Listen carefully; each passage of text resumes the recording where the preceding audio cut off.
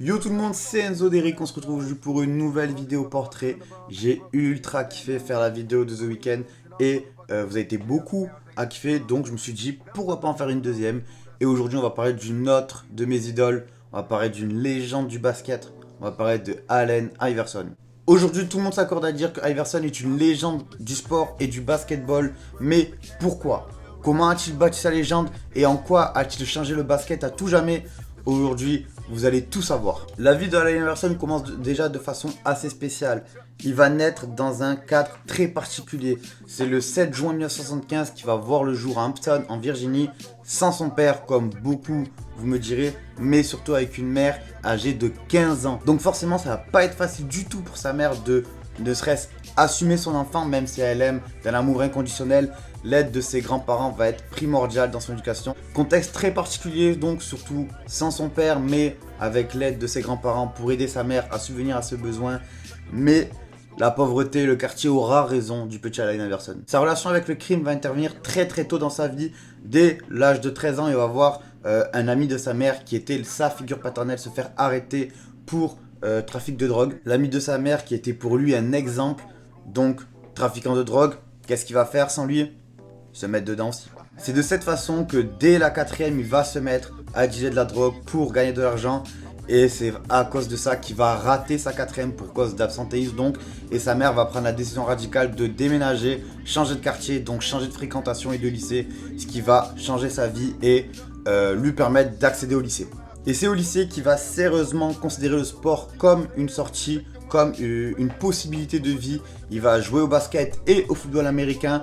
Il sera meneur et quarterback et va même gagner le championnat d'état dans ces deux sports différents en étant le joueur majeur, ce qui est incroyable. Forcément, quand tu fais partie des meilleurs joueurs du pays dans les deux sports les plus populaires de ton pays, il y a beaucoup de facs qui vont te vouloir et il va être convoité par beaucoup de facs, mais étant à une année de pouvoir prétendre à y aller, un incident va considérablement baisser ses chances de réussir. En effet, un soir, alors que Allen Iverson est avec ses amis au bowling, une bagarre, une très grosse bagarre éclate entre ses amis du quartier qui sont donc noirs et des riches blancs, selon eux, à cause de propos racistes. Une grosse bagarre donc durant laquelle beaucoup seront blessés, dont une femme gravement à la tête, et Allen Iverson est accusé de lui avoir commis cette blessure en lui jetant une chaise à la tête. C'est dans un contexte très particulier qu'aura lieu ce procès, tout d'abord très médiatisé. Seul Iverson et 3 de ses amis noirs seront jugés pour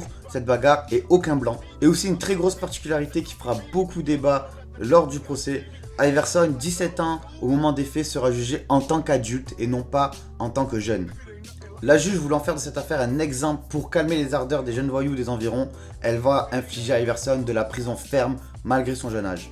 Après 4 mois de prison, Iverson va pouvoir être libéré à condition de changer de lycée et d'intégrer un établissement pour jeunes à risque et donc sans sport. Ces 4 mois de prison et une année sans sport vont totalement glacer les facs et Iverson recevra qu'un seul entretien pour intégrer une fac, celle de Georgetown. C'est le coach John Thompson qui a cru en Allen Iverson et qui a convaincu sa fac de l'enrôler et ce fut la meilleure décision de sa carrière.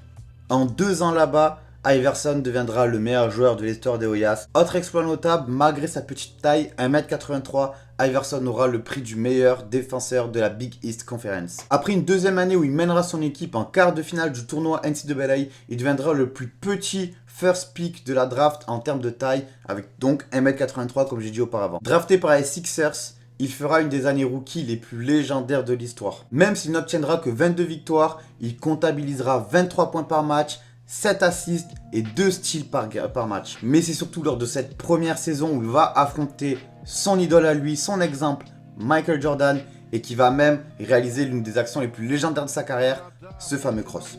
To see what he bite on it. I let him set his feet and then I stepped it back again. 2 années plus tard, il connaîtra enfin les playoffs avec les Sixers ainsi que la First NBA Team, mais se fera malheureusement éliminer au premier tour par les Pacers de Reggie Miller. Et il va continuer sa progression jusqu'à la saison 2000-2001 qui restera comme l'une des meilleures saisons de l'histoire individuellement. La saison 2001 de Iverson, c'est son 2e scoring title avec 31 points par match. Le meilleur intercepteur de la ligue avec 2,5 steals par match, mais surtout la première place de la conférence Est avec des Sixers très franchement pas très bons et juste avec Dikembe Mutombo en deuxième option, un Dikembe Mutombo de 34 ans. Allez, il va faire tout ça en 42 minutes par match. 42 minutes sur 48 possibles par match, c'est juste énorme. Et c'est durant cette année, donc 2001, qui va faire également peut-être le meilleur match de sa carrière. Je parle bien évidemment du premier match des finales contre les Lakers de Shaq et Kobe. Je vous mets dans le contexte.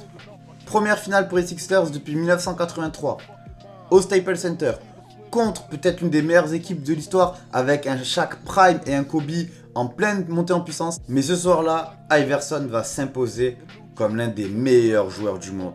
48 points, la victoire, mais surtout un des moments les plus iconiques du sport, son step-up sur Tyronn Lue. 7 straight points by Iverson. Looked like he was dead in the water. The Sixers by 4. 40 seconds left. Malgré cette victoire, il ne pourra rien faire contre les Lakers par la suite et perdra ses finales 4-1, ces finales qui seront les seules de sa carrière. Cette saison-là fait partie, avec la saison 2018 de LeBron, peut-être des plus grosses performances individuelles de l'histoire de la NBA. Cette capacité à mener une équipe qui est très moyenne aussi haut, en étant aussi fort contre des adversaires aussi forts, c'est vraiment la définition de carrer une équipe. Du coup, forcément, la saison d'après, on attendait Iverson. Et il y a eu trop de blessures autour de lui, même lui a été beaucoup blessé. Il arrivera quand même en playoff au premier tour contre les Celtics, mais se fera sortir 3-2. À l'heure de cette saison, les séries se jouent en 5 matchs. Et c'est après cette élimination que son coach Larry Brown va ouvertement le critiquer pour avoir raté des entraînements. Et cette conférence de presse va faire suite à une autre conférence de presse, une des plus connues de l'histoire de l'NBA, la fameuse conférence de presse où Iverson va dire « We're talking about practice ». I'm supposed to be the franchise player, and we're in here talking about practice. I mean, listen, we're talking about practice. Not a game, not a game, not a game. We're talking about practice. Après 2 autres saisons compliquées collectivement, même si Iverson va rayonner de son talent et s'imposer comme l'un des meilleurs scoreurs de l'histoire, il va quitter les Sixers pour rejoindre les Nuggets de Denver. De 2006 à 2008, il va connaître une des équipes les plus hypantes que j'ai connues. Un vrai plaisir, rien que de les jouer sur 2K, c'est une de mes équipes préférées à jouer. Iverson, J.R. Smith, Marcus Camby et surtout Carmelo Anthony. Il va être le mentor de ce petit groupe-là et va même les ramener en playoff dès la première année en gagnant le premier match contre les Spurs, mais par la suite s'incliner 4-1 au premier tour. Il enchaîna par un passage aux Pistons de Détroit qui va plutôt mal se passer parce qu'il n'était pas dans les plans principaux de l'équipe et l'équipe voulait qu'il joue en tant que bench player, ce que Iverson refusa catégoriquement.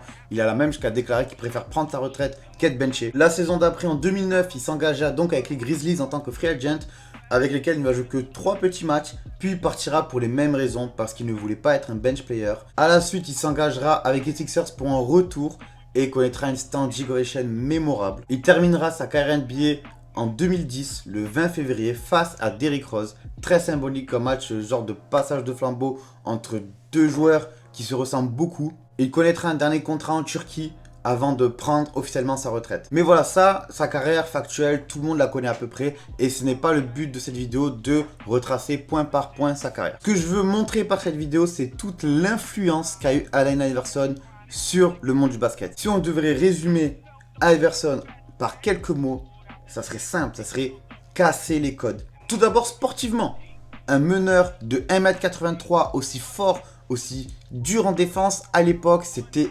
inimaginable. D'ailleurs, Iverson, beaucoup débattent sur son vrai poste.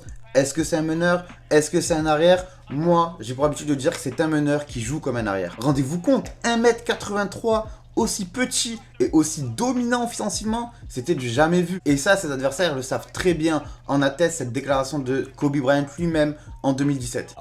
Right. We all should be fortunate that AI wasn't 6'5", actually. Yeah, right. That's right. Then it's over. Qu'on soit clair, Iverson a ouvert la porte à de nombreux joueurs actuels.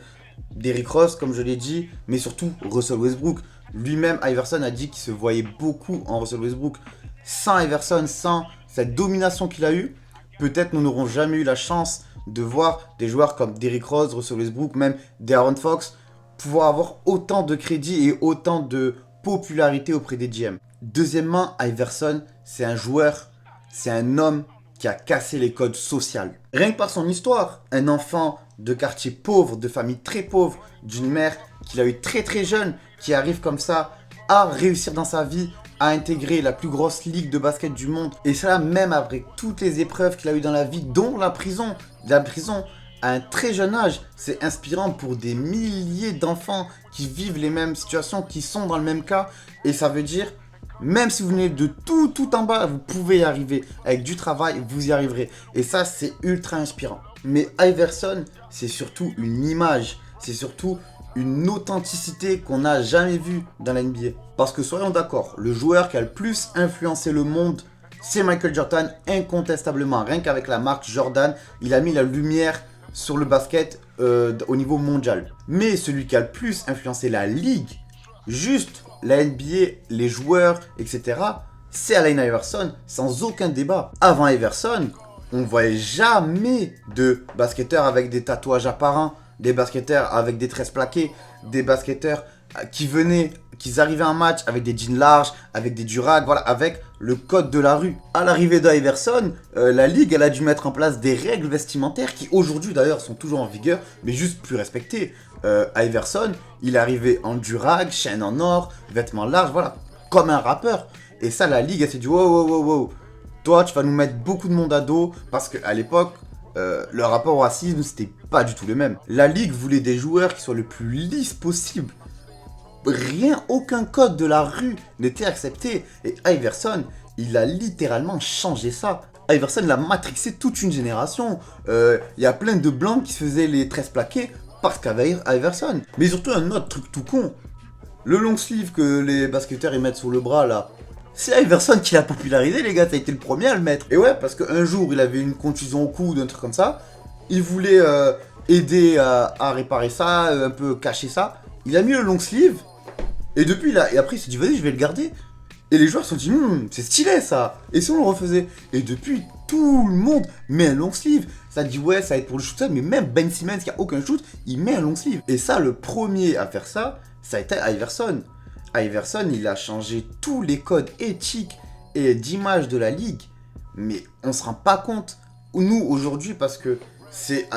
on n'a aucun mal à voir un LeBron tatoué apparent, que ce soit... même, il y a des Dior Smith qui ont des tatouages sur le visage, des Clarkson et tout. Avant, impensable. Donc voilà, Iverson, c'est vraiment quelqu'un qui avait un rêve en tête, qui s'est dit, il faut que je sorte du quartier, il faut que je réussisse. Et il a fait. À force de travail, à force de persévérance et d'envie, il a réussi. Et tous ces efforts, tous ces sacrifices, toute cette émotion, on va le ressentir lors de son discours d'intronisation au Hall of Fame, où il va rendre hommage à son idole, Michael Jordan. You wanna be fast like Isaiah, and you wanna shoot like Bird, you know, rebound like Barkley, pass like Magic, be dominant like Shaq. But man, I wanted to be like Mike. You know. Encore aujourd'hui, Iverson reste le second meilleur scoreur de l'histoire des playoffs en termes de points par match, avec une moyenne avoisinant les 30 points par match. Il a scoré plus de 30 points dans 51% de ses matchs de playoffs. 51%. Donc voilà la team, c'était une petite vidéo pour rendre hommage à ce joueur trop sous-coté dans l'influence qu'il a eu, dans l'un des meilleurs attaquants que ce sport ait connu, dans l'un des meilleurs joueurs tout court que ce sport ait connu. C'était un plaisir de vous faire cette vidéo, n'hésitez pas à la partager, à dire votre avis en commentaire, à vous abonner à ma chaîne, à lâcher un pouce bleu, bref, vous connaissez la musique. C'était Enzo Derrick, à très vite pour une prochaine vidéo, à la prochaine.